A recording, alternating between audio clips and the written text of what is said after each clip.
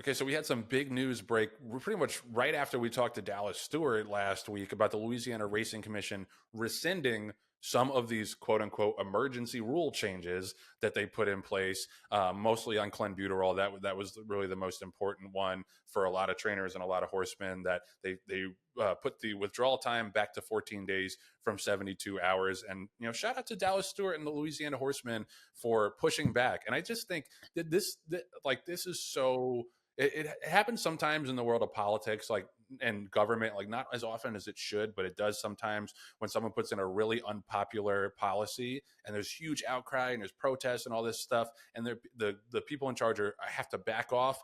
This industry, that's is where the kind of insular nature of it comes in handy. There's a lot of times where the insular nature of racing is a detriment because we don't listen to the people outside of the business when we sometimes should. But this is an area where it's a benefit because the Louisiana Horsemen can reach out and they can make a stink. And you and I, John, can make a stink about this on the podcast. We weren't, plenty of people there was uproar on social media about this, and the Louisiana Racing Commission felt the pressure and had to back off. In bigger sports, in bigger industries, you probably don't have that line of communication to the decision makers. You don't have that opportunity to have that groundswell of support for changing the rules back to the way they were. So I thought that was an incredibly positive development, not just in this case, but to set a precedent going forward for other racing commissions who might be thinking of going rogue and doing things that make the horses less safe. That is not going to be okay with the racing public and the horsemen anymore. And now, so many people have a platform to be able to voice their thoughts and their concerns and their suggestions.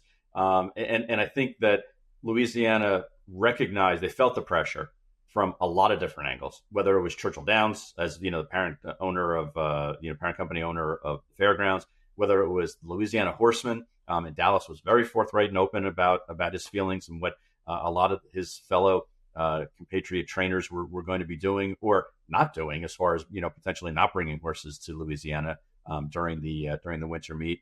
I thought, again, pat on the back, break my arm to pat myself on the back and pat you on the back, but a lot of things that we talked about during that show with regard to, hey, maybe a Kentucky Derby needs to come in and remove points from some of these races, or maybe the stakes committee needs to come in and reduce some of those graded stake races down to listed. There was a lot of pressure from a lot of different angles and a lot of different groups and a lot of different individuals. I think that made Louisiana kind of sit up and take notice. Again, I didn't speak to anybody there, but I can't give them credit for saying, we're doing, we're going to pull back because on second thought, it's what's best for the horses. I don't think that really went into it whatsoever. I think that they were looking to implement rules that were going to basically mask and hide horses' issues and allowing them to run more frequently, at their home racetracks. And they realized that they were really looking like a pariah at that point and not looking good in the public eye. And more importantly, there were a lot of groups and individuals that were putting extreme pressure on them in the short term and in the long range view of what was going to happen in Louisiana racing, where I think they realized, okay, the safer thing to do is to just pull back and regroup and then go from there. But I don't think that the actions between Louisiana Horsemen and what's going on with HISA and the rest of the industry is going to all of a sudden come together around a table and sing Kumbaya. I think that this is just an opportunity for Louisiana to kind of pull back, retrench, figure out how far they can push things before they start to get this avalanche of negativity again. Yeah, well, and I want to correct something I said. This actually broke on Friday, an addendum that I thought initially in the initial announcement was that they were just rolling back some of the rule changes, but apparently on Friday I was up at Saratoga. I missed this. They rolled back everything. They went back. Yep. So they changed all of the rules back to the way they were, and I just think it's so heartening. And I got to mention also Churchill Downs and Bill Carstanjen put a lot of pressure on Fairgrounds as they on Louisiana rather as they should as the owners of Fairgrounds. HISA put a lot of pressure on them by saying they're going to have special rules, and the horses that are shipping out of Louisiana are going to automatically go on the vets list. This is what we've been asking for this whole time in racing, is a united front against people who are not doing right by the horses, and we got it in a big way. and it was just great to see. And it's, you know, it's got to be the standard going forward. When someone does something that's not right, we all have to unite and say, no, this is not going to be acceptable. Also, careful about opening up a can of worms on these kind of things, because shout out to Natalie Voss at Pollock Report, who's I think one of the best investigative reporters that we have in the business. She's got a column that she posted last night about, do conflicts of interest plague the Louisiana Racing Commission? Is the commission's executive director still an active owner of racehorses? And that's something that I think should be definitely looked into as well. We've talked about in the past with the CHRB, we had owners who had horses with Bob Baffert, and that's one of the reasons he possibly was able to get away with some things over the years. So I think you got to be careful. You don't want to open up a can of worms and draw attention to maybe some possible corruption in your racing commission. So that's I think they fumbled this a little bit. They did, and you know, sometimes you know, groups can come back and say, okay, these are the things we did wrong. Now, if we want to implement our rules, this is the way we kind of navigate the minefield a little bit. And of course, I think they're going to be coming back with an update. Maybe not in an emergency session, you know, hidden emergency session like they did before, but maybe you know, come back and try to push the envelope again. Joe, again, I'm going to say this, and it's redundant, and yes, we're patting ourselves on the back, but I think it needs to be said, and that is, there were very few podcasts that came out against this. They reported that Louisiana was changing their rules, but there were very few that actually, you know, went out and said, we're going to proactively say that we don't think this is right. And, you know, you represent a big owners group, I represent a big owners group. And I really think for us to get online and with the strength of our audience, because they also followed through on some of the things that we talked about, you know, being against these rules in Louisiana, that's a big deal. It's one thing to have a platform and report on the news. It's another thing to have a platform and, you know, impress upon the importance of safety and honesty and health of the horses, which is what we've done. And Dallas Stewart was a big, you know, proponent of that, and I'm really happy that we had him on the show talk about it. Yeah, no, absolutely. I mean, that's what we're trying to do on this show. We're trying to move the needle on the issues that affect racing and affect horses directly. And I'm glad we were able to do that a little bit. And I think a lot of our audience probably did the same thing on social media and echoed that and put forward their own arguments as to why this was bullshit and had to be rescinded. So we're very happy to have, you know, any kind of influence, and that our audience has any kind of influence in the business. And let's keep that up anytime something like this happens, because I guarantee you, this is not the last racing commission that's going to try to slip some shit by us and hope that nobody notices. Newsflash, guys, people notice. You got to do right by the horses. Switching to another news story that broke while I was up at Saratoga last week. Frank Stronach, obviously is the owner, not the operator anymore, of the Stronach Group and First Racing and all those companies. He was arrested. 91-year-old Frank Stronach was charged with 5 counts, including rape, indecent assault, sexual assault, and forcible confinement. He was arrested in Ontario, in Peel, Ontario, which is a suburb of Toronto. I will say his attorney says he categorically denies the allegations of impropriety and looks forward to the opportunity to fully respond to the charges. They haven't released the details yet in terms of how many victims there are. According to police, the incidents of assault took place beginning in the 1980s and carried on until as recently as last year.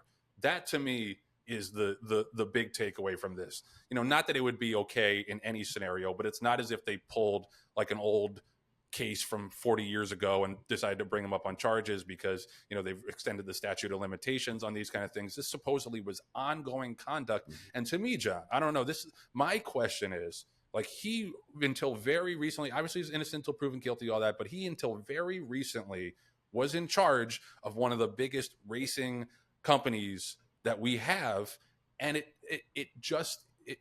I cannot fathom how this was not like an open secret.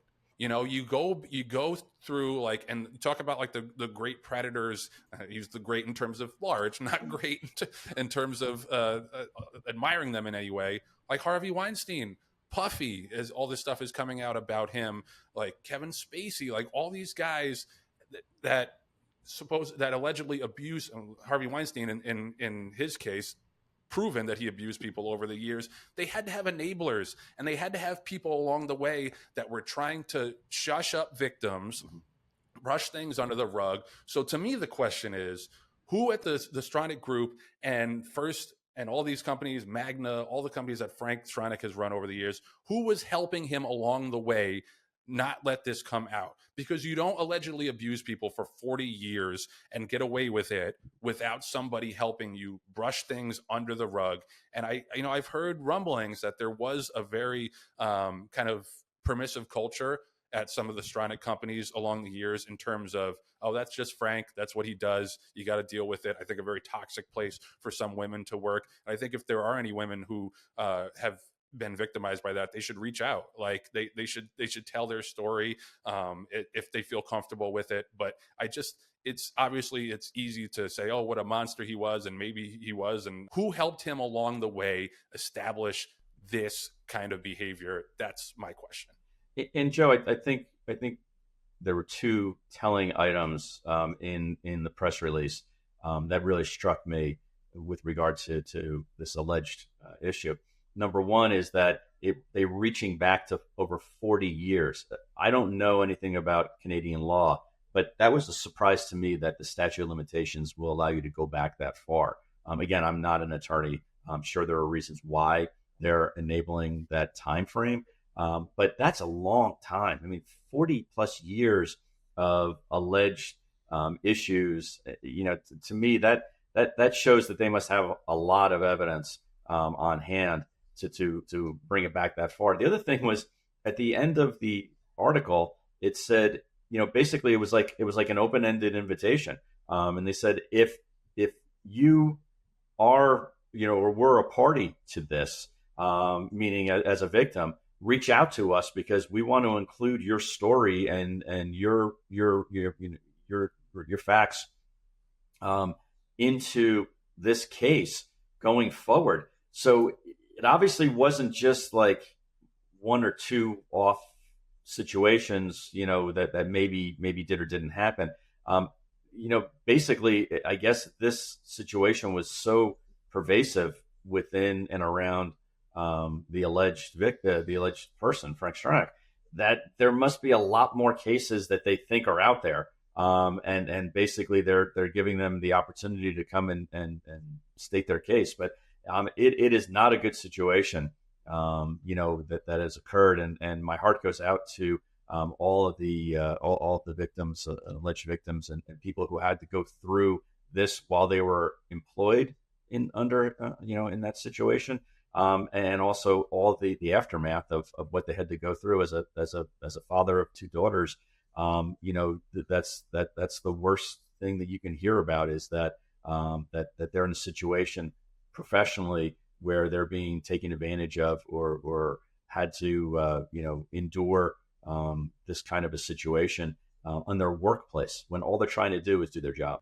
Yeah, well, and even if you weren't a victim, if you were a witness to anything like this, because like I said, like I've heard rumblings that there was that kind of culture and that sexual harassment workplace culture that has been too pervasive over the decades, especially with powerful men. The guy's a billionaire, so it inherently, the billionaires, the most powerful men in the world, they're great at keeping these things under wraps, and they don't come out until years later because they use their positions of power to intimidate people into silence. So even if you're not a victim, if you saw something, if you witnessed something working for one of Frank Stronach's companies along the way, I think you should speak up, because that's the only way that these things that these people are eventually brought to justice. Enough people speaking up to put some kind of heft behind the claims. But yeah, like I'll use the Chris Rock line, and again, alleged, this is all alleged, nothing's been proven, but I'll use the Chris Rock line where he was talking about how people were accusing like Michael Jackson of abusing kids all this time, and people were denying it, and he was like, don't nobody accuse you of doing the same shit for decades and there's not something there.